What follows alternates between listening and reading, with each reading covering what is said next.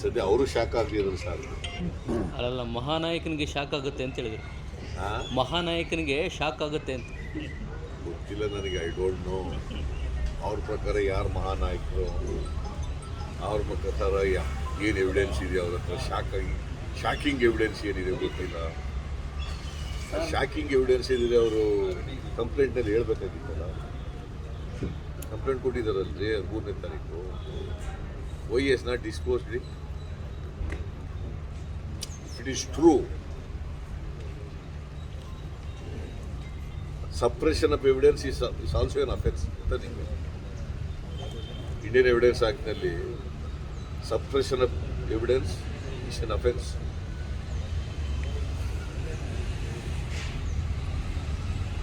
ಪೊಲೀಸ್ನವ್ರಿಗೆ ಹೇಳ್ಬೇಕಾಗಿತ್ತು, ಅವ್ರ ಕಂಪ್ಲೇಂಟ್ನಲ್ಲಿ ನಮೂದು ಮಾಡಬೇಕು.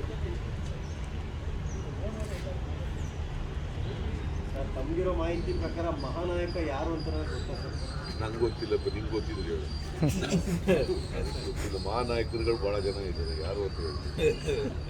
BJPಲೂ ಇದ್ದಾರೆ ಮಹಾನಾಯಕರು. ಕಾಂಗ್ರೆಸ್ನ ಮಹಾನಾಯಕ, ಕಾಂಗ್ರೆಸ್ನಲ್ಲಿ ನಮ್ಮಲ್ಲಿ ನಾಯಕರುಗಳು ಭಾಳ ಜಾಸ್ತಿ ಇದ್ದಾರೆ ಗೊತ್ತಾ. ಮಹಾನಾಯಕಿ ಬೇರೆ ಇದ್ದಾರೆ, ಮಹಾನಾಯಕಿ ಅಂತ ಹೇಳಿ. ಮಹಾನಾಯಕಿಯವರು ಇದ್ದಾರೆ, ಇರ್ಬೋದು, ಹೆಣ್ಮಕ್ಳು ಇದ್ದಾರೆ. ಅವೆಲ್ಲ ಸುಮ್ಮನೆ ಗುಮ್ಮನ್ ಬಿಡಕ್ಕೆ ಹೋಗ್ಬಾರ್ದು. ಗುಮ್ಮ ಇದೆ ನಮ್ಮ ಜೇಬಲ್ಲಿ, ಗುಮ್ಮ ಇದೆ ಅಂತ ಹೇಳ್ಬೋದು. They must come out.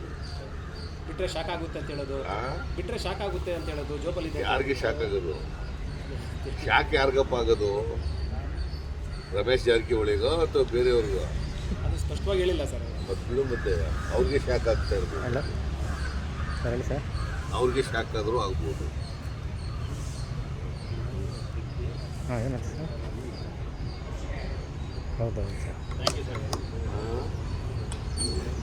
ನಿಮಗೆ ಒಂದು ಕಡೆ ವಹಿಸ್ಕೊಂಡು ಮಾತಾಡೋ ರೀತಿ ಕಾಣಿಸ್ತಾರೆ. ಪ್ರಜಾಪ್ರಭುತ್ವ ವ್ಯವಸ್ಥೆಯಲ್ಲಿ ಅಪೋಸಿಷನ್ನವ್ರ ಪಾತ್ರ ಭಾಳ ದೊಡ್ಡದು. ಅಪೋಸಿಷನ್ನವರು ಸರ್ಕಾರದ ಕಿವಿ ಇಡ್ತಕ್ಕಂಥದ್ದು ಮೊದಲನೇ ಕೆಲಸ.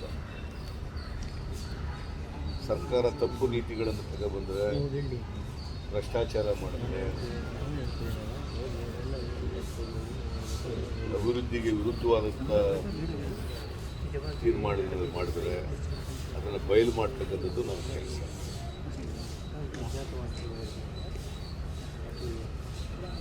ನಾವು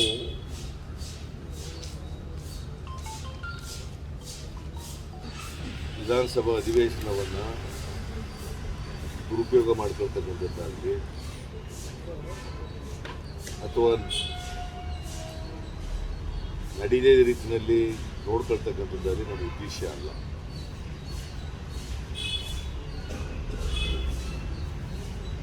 V have been cooperating to the maximum extent. ನಾನು ಬಜೆಟ್ ಮೇಲೆ ಭಾಷಣ ಮಾಡಿದ್ದೀನಿ. 3 ಅಡ್ಜರ್ನ್ಮೆಂಟ್ ಮೋಷನ್ಗಳನ್ನು ತಗೊಬಂದಿದ್ದೀನಿ.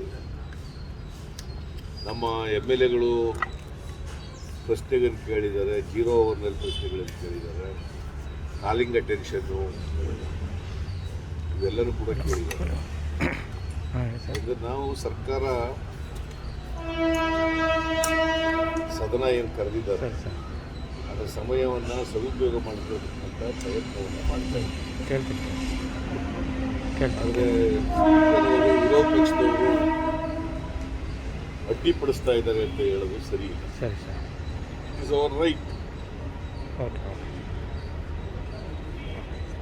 ಒಂದು ಸಿಡಿ, ಅಶ್ಲೀಲ ಸಿಡಿ ಪಬ್ಲಿಕ್ ಡೊಮೈನ್ನಲ್ಲಿ ಇರುವಾಗ ನಾವು ಅದನ್ನು ಪ್ರಸ್ತಾಪ ಮಾಡ್ತಕ್ಕಂಥದ್ದು ನಮ್ಮ ಕರ್ತವ್ಯ. ಅದನ್ನು ಮಾಡಿದ್ದೀವಿ. ಸರ್ಕಾರ ಸರಿಯಾಗಿ ಉತ್ತರ ಕೊಡದೇ ಇರುವಾಗ ಧರಣ ಮಾಡಿದ್ದೀವಿ. ನಮ್ಮ ಡಿಮ್ಯಾಂಡ್ಸನ್ನು ಅವರು ಒಪ್ಕೊಳ್ಳದೇ ಇದ್ದಾಗ ಧರಣ ಮಾಡಿದ್ದೀವಿ.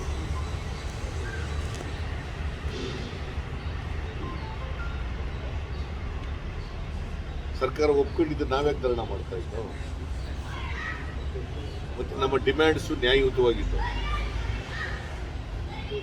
SIT ನಲ್ಲೇ ತನಿಖೆ ಮಾಡಿಸಿ ಆದರೆ ಚೀಫ್ ಜಸ್ಟಿಸ್ ಆಫ್ ಕರ್ನಾಟಕದವರ ಸೂಪರ್ವಿಷನಲ್ಲಿ ಮಾಡಿಸಿ ಅಂತ ಹೇಳಿ. ಇದು ದೊಡ್ಡ ಡಿಮ್ಯಾಂಡ್ ಇದು. ಸರ್ಕಾರಕ್ಕೆ ಅಡ್ವೈಸ್ ಮಾಡಬೇಕು.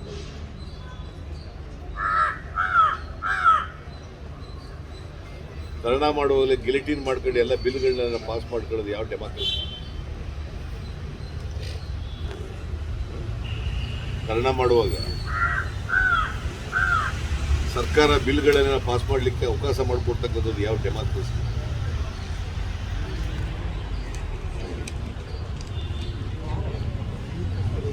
It is not democracy at all. ಪಾರ್ಲಿಮೆಂಟ್ನಲ್ಲೂ ಕೂಡ ಇಡೀ ಪಾರ್ಲಿಮೆಂಟ್ ಅವಧಿಗೆ ಬೈಕಾಟ್ ಮಾಡಿರೋದು ನೋಡಿದ್ದೀವಿ, ಧರಣ ಮಾಡಿರೋದು ನೋಡಿದ್ದೀವಿ ಪಾರ್ಲಿಮೆಂಟ್. ಹಿಂದೆನೂ ಕೂಡ ಇಲ್ಲಿ ಅಸೆಂಬ್ಲಿದಲ್ಲಿ ಆಗಿರ್ತಕ್ಕಂಥ ನಡವಳಿಕೆಗಳಿದ್ದಾವೆ, ನಿದರ್ಶನಗಳಿದ್ದಾವೆ.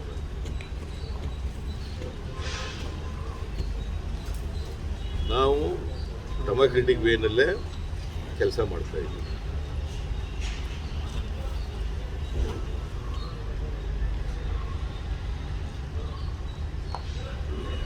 ಸರ್ ಎಕ್ಸ್ಪೆಂಡಿಚರ್ ಇದು ಅದೇ 102%. ಯಾವುದಾದರೂ ರಾಜ್ಯ ಕಾನೂನಿನ ಮೂಲಕ ಕಾಂಟ್ರಾಕ್ಟ್ನಲ್ಲಿ ಮೀಸಲಾತಿ ಕೊಡ್ತಕ್ಕಂಥ ವಿಧೇಯಕವನ್ನು ತಂದಿದ್ರೆ, ಕಾನೂನು ತಂದಿದ್ರೆ ಅದು ಕರ್ನಾಟಕ ರಾಜ್ಯ. ನಾವು ಅಧಿಕಾರದಲ್ಲಿದ್ದಾಗ ನಮ್ಮ ಸರ್ಕಾರ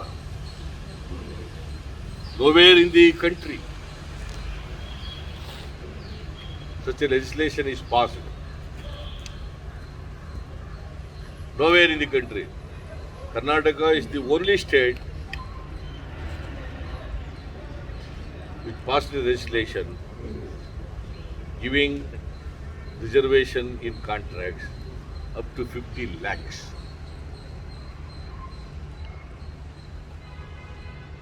ಕಾನೂನು ಮಾಡುವಾಗ ಶೋಷಿತ ವರ್ಗದ ಜನರಿಗೆ, ಅವಕಾಶಗಳಿಂದ ವಂಚಿತರಾಗಿರ್ತಕ್ಕಂಥ ಜನರಿಗೆ ನ್ಯಾಯ ಕೊಡ್ತಕ್ಕಂಥ ಕಾನೂನುಗಳನ್ನ ತರಬೇಕು. ಅರ್ಥ ಆಯ್ತಾ?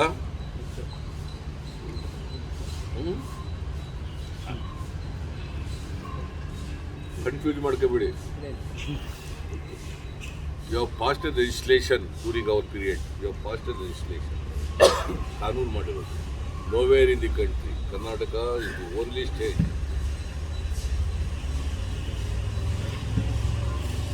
During our period. ಬಸವ ಕಲ್ಯಾಣದಲ್ಲಿ JDS ಅಲ್ಪಸಂಖ್ಯಾತ ಅಭ್ಯರ್ಥಿಯನ್ನು ಕಣಕ್ಕಿಳಿಸುವ ಮೂಲಕ ನಮ್ಮ ಸಾಂಪ್ರದಾಯಿಕ ಮತಕ್ಕೆ ಏನಾದ್ರು ಹೊಸ ಕೊಡುವಂಥ ಇದು ಅಂಡರ್ಸ್ಟ್ಯಾಂಡಿಂಗ್ ಪಾಲಿಟಿಕ್ಸ್. ನಮ್ಮ ಅಭ್ಯರ್ಥಿಗೆ ಹಿನ್ನಡೆಯಾಗಲಿ ಅಂತೇಳಿ ಮಾಡಿರ್ತಕ್ಕಂಥ ಒಂದು ಹುನ್ನಾರ, BJP ಜೊತೆ ಸೇರ್ಕೊಂಡು ಮಾಡಿರ್ತಕ್ಕಂಥ. See why they are fielding candidate only in Basavakalyan, not in other constituency. Kumaraswamy ಅವರು ಹೇಳಿದ್ದಾರೆ, ನಾವು ಇನ್ನೆರಡು ಕಾನ್ಸ್ಟಿಟ್ಯೂನ್ಸಿಗಳಲ್ಲಿ ಕ್ಯಾಂಡಿಡೇಟ್ ಹಾಕಲ್ಲ, only in Basavakalyan. That ಅಲ್ಪಸಂಖ್ಯಾತ ಕ್ಯಾಂಡಿಡೇಟ್ನ ಹಾಕಿದ್ದಾರೆ. ಬಿಕಾಸ್ ಅಲ್ಪಸಂಖ್ಯಾತರ ಓಟು 40,000 ಓಟ್ ಇದ್ದಾವೆ. ಅವೆಲ್ಲ ಕಾಂಗ್ರೆಸ್ಗೆ ಹೋಗ್ತವೆ ಅನ್ನೋದು ಗೊತ್ತಿದೆ. ಅದಕ್ಕೆ ಅವರು ಡಿವೈಡ್ ಮಾಡೋಕ್ಕೋಸ್ಕರವಾಗಿ ಈ ಥರದ ಒಂದು ಹುನ್ನಾರ ಮಾಡಿದ್ದಾರೆ. ನಾನು ಬಸವ ಕಲ್ಯಾಣದ ಅಲ್ಪಸಂಖ್ಯಾತರಲ್ಲಿ ಮನವಿ ಮಾಡ್ತೀನಿ, ದಯಮಾಡಿ ಈ ಹುನ್ನಾರನ ಅರ್ಥ ಮಾಡ್ಕೋಬೇಕು ನೀವು. ಬಿಜೆಪಿ ಜೊತೆ ಕೈ ಜೋಡಿಸಿದೆ ಅಂತ ಬಿಜೆಪಿ ಜೊತೆ ಕೈ ಜೋಡಿಸಿದ್ದಾರೆ ಅಂತ. What does it mean? What does it indicate? ನಿನ್ನೆ CM ಮನೆಯಲ್ಲಿ MLA ಮೀಟಿಂಗ್ ಆದ ನಂತರ ಬಿಜೆಪಿ ಚರ್ಚೆ ಶುರುವಾಗಿದೆ ಸರ್. ಅಂದರೆ ಸಡನ್ ಆಗಿ CM 40 ಜನ MLA ಕೂರಿಸ್ಕೊಂಡು, ಮಿನಿಸ್ಟರ್ಸ್ ಕೂರಿಸ್ಕೊಂಡು ಮೀಟಿಂಗ್ ಮಾಡಿ ಎಲ್ಲ ಹೈಕಮಾಂಡ್ ಒಂದು ಸಂದೇಶ ರವಾನೆ ಮಾಡ್ತಾ ಇದ್ದಾರೆ. ಆ ರೀತಿ ಚರ್ಚೆ ಶುರುವಾಗಿದೆ ಸರ್ ಬಿಜೆಪಿಯಲ್ಲಿ ಸಡನ್ ಆಗಿ. ಯಡಿಯೂರಪ್ಪನವ್ರಿಗೆ ನೆತ್ತಿ ಮೇಲೆ ಕತ್ತಿ ತೂಗಾಡ್ತಾ ಇದೆ. ಅದರಿಂದ ಮೇಲಿನ ಮೇಲೆ ಈ ಥರ ಸಭೆಗಳು ಮಾಡಿ MLAಗಳನ್ನ ಜೊತೆಲಿದ್ದಾರೆ ಅಂತ ತೋರಿಸ್ಲಿಕ್ಕೆ ಹೈಕಮಾಂಡಿಗೆ ಈ ಥರದ ಸಭೆ ಮಾಡ್ತಾ ಇದ್ದಾರೆ. ಬಿಕಾಸ್ ಇವರು ಯತ್ನಾಳ್ ಹೇಳ್ತಾ ಇದ್ದಾರೆ ಮೇ ತಿಂಗಳಲ್ಲಿ ಬದಲಾವಣೆ ಆಗ್ತಾರೆ ಅಂತೇಳಿ. ಅದಕ್ಕೆ ಇಲ್ಲ MLAಗಳನ್ನ ಜೊತೆ ಇದ್ದಾರೆ ಅಂತೇಳಿ ಅವ್ರು ಅವ್ರ ಸಮಸ್ಯೆ ಕೇಳೋ ರೀತಿಯಲ್ಲಿ ಕರೆದು ಇದನ್ನು ಮಾಡ್ತಾ ಇದ್ದಾರೆ. ನಿಮ್ಗಿರೋ ಮಾಹಿತಿ ಏನು ಸರ್? ಹಾಂ, ನಿಮ್ಗಿರೋ ಮಾಹಿತಿ ನನಗಿರೋ ಮಾಹಿತಿನ ನನಗೆ ಆಗಲೇ ಇತ್ತು ಮಾಹಿತಿ ಚೇಂಜ್ ಮಾಡ್ತಾರೆ ಅಂತ. ಚೇಂಜ್ ಆಗಲಿಲ್ಲವಲ್ಲ, ಅದನ್ನು ಪುನಃ ಹೇಳಲ್ಲ ನಾನು. ಆಗಿತ್ತು ಚೇಂಜ್ ಮಾಡಿಬಿಡ್ತಾರೆ ಅನ್ನೋದು ಭಾಳ ದೊಡ್ಡ ಸ್ಟ್ರಾಂಗ್ ನ್ಯೂಸ್ ಇತ್ತು. ಈಗ ಅದಾಗಲಿಲ್ವಲ್ಲ, so I do not want to give my prediction. ಒಂದು.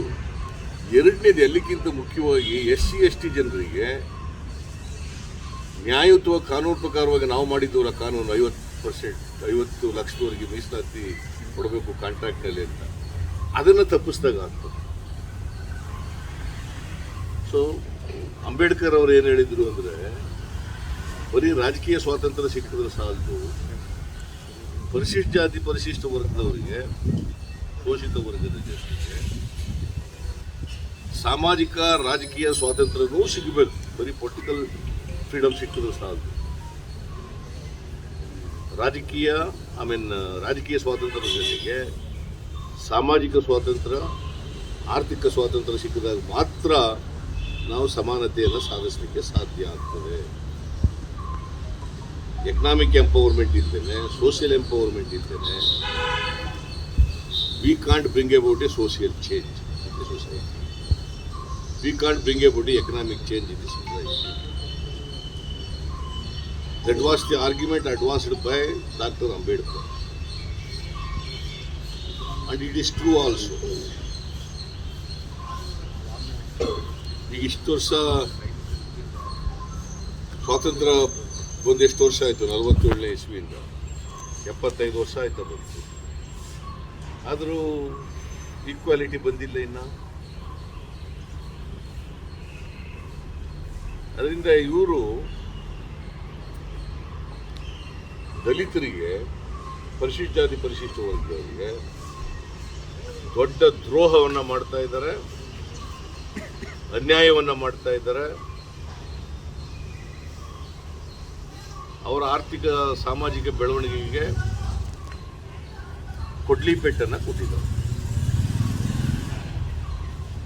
ಇದನ್ನು ನಾನು ಈ ತಿದ್ದುಪಡಿಯನ್ನು ತೀವ್ರವಾಗಿ ವಿರೋಧಿಸ್ತೇನೆ.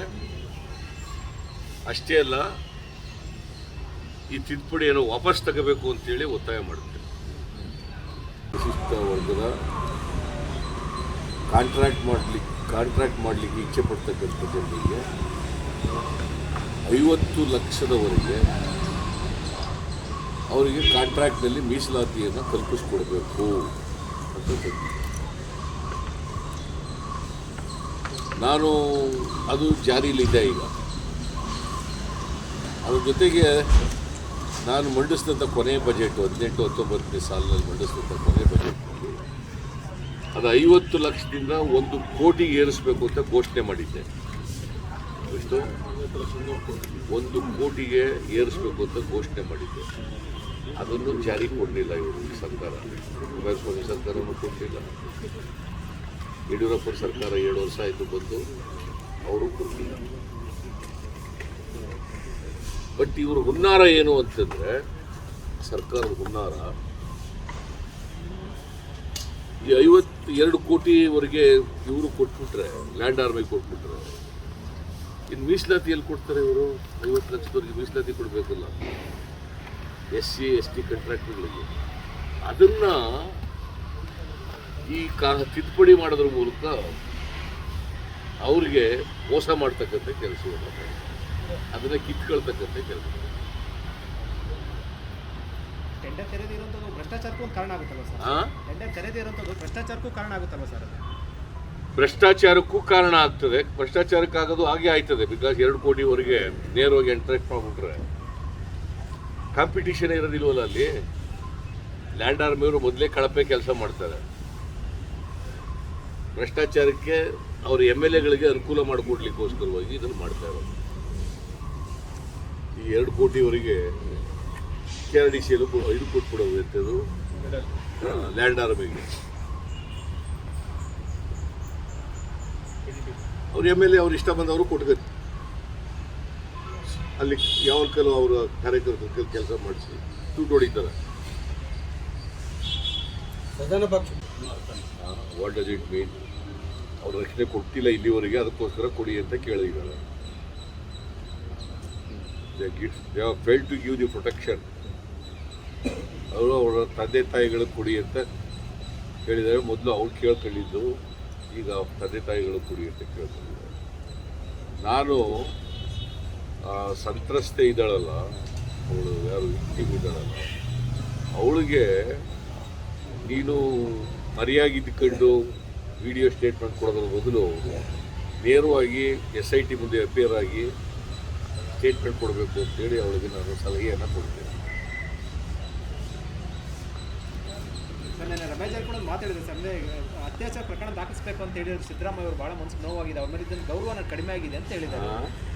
ರಮೇಶ್ ಜಾರಕಿಹೊಳಿ ನಿನ್ನೆ ಸಿದ್ದರಾಮಯ್ಯ ಮೇಲೆ ಇದ್ದಂಥ ಗೌರವ ಕಡಿಮೆ ಆಗಿದೆ, ಅವ್ರ ಅತ್ಯಾಚಾರ ಕೇಸ್ ದಾಖಲು ಮಾಡಿ ಅಂತ ಹೇಳಿದ ಮೇಲೆ ಅವ್ರ ಮೇಲೆ ಇದ್ದಂಥ ಗೌರವ ಕಡಿಮೆ ಆಗಿದೆ ಅಂತ ಹೇಳಿದ್ದಾರೆ. ಹೇಳೋದಕ್ಕೆ ಗೌರವ ಕಡಿಮೆ ಆದರೆ ನಾನೇನು ಮಾಡೋಕ್ಕಾಗಲ್ಲ. ನಾನು as a lawyer, leader of the opposition, ಸತ್ಯ ಹೇಳಬೇಕಲ್ಲ, ಸತ್ಯ. ಅದಕ್ಕೆ ಅವ್ರಿಗೆ ಗೌರವ ಕಡಿಮೆ ಆದರೆ ಐ ಆಮ್ ನಾಟ್ ರೆಸ್ಪಾನ್ಸಿಬಲ್.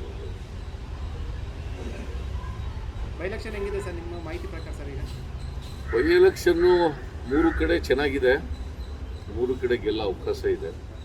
ನಾನು 5-6 ಮಸ್ಕಿಗೆ ಹೋಗ್ತಾ ಇದ್ದೀನಿ. 29ನೇ ತಾರೀಕು ನಾಮಿನೇಷನ್ ಹಾಕಕ್ಕೆ ಬೆಳಗಾಂಗೆ ಹೋಗ್ತಾ ಇದ್ದೀನಿ, ಮಸ್ಕಿಗೆ ಹೋಗ್ತಾ ಇದ್ದೀನಿ. 30ನೇ ತಾರೀಕು ಬಸವ ಕಲ್ಯಾಣಕ್ಕೆ ಹೋಗ್ತಾ ಇದ್ದೀನಿ. ಹಾಗೆ ಕೋಲಾರದಲ್ಲೊಂದು ಈ ಹಿಂದುಳಿದ ಜಾತಿಗಳ ಒಕ್ಕೂಟದಿಂದ ಈ ಜಾತಿನ ಸಾಮಾಜಿಕ ಮತ್ತು ಶೈಕ್ಷಣಿಕ ಸಮೀಕ್ಷೆಯನ್ನು ಮಾಡ್ತಿದ್ದೀವಿ, ಅದನ್ನು ಜಾರಿ ಮಾಡಬೇಕು ಅನ್ನೋ ವಿಚಾರವಾಗಿ ಮತ್ತೊಂದು ಹೋರಾಟ ಅಂದ್ಕೊಳ್ತಾ ಇದ್ದಾರೆ. ನೀವು ಹೋಗ್ತಾ ಇದ್ದೀರಾ ಸರ್? ನನ್ನ ಕರೆದಿದ್ದಾರೆ, ಹೋಗ್ತಾ ಇದ್ದೀನಿ. ಅಂದರೆ ರಾಜ್ಯಾದ್ಯಂತ ಮಾಡಬೇಕು ಅಂತ ಹೇಳಿ ಸರ್. ಅವರು ಏನು ಮಾಡ್ತಾರೋ ಗೊತ್ತಿಲ್ಲ, ಒಕ್ಕೂಟದವ್ರು ಮಾಡ್ತಾ ಇರೋದು, ನಾನಲ್ಲ. ಹಾಂ, ಅದರಿಂದ